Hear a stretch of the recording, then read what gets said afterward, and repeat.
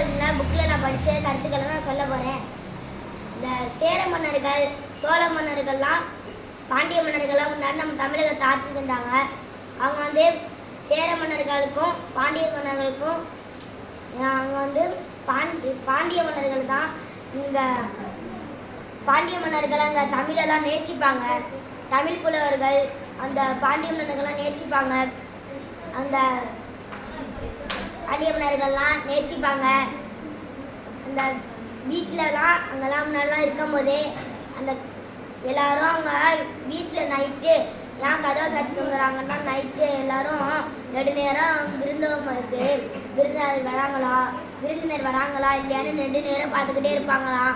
அப்போ வராதப்ப அப்பே வீட்டில் கதவை சாத்தி தூங்கிடுவாங்களாம். அதனால தான் எல்லாரும் வீட்லேயும் கதவை சாத்தி தூங்குறாங்களாம். அங்கே பொருநராற்றுப்படை, சிறுபானாற்றுப்படை, பெரும்பானாற்றுப்படை,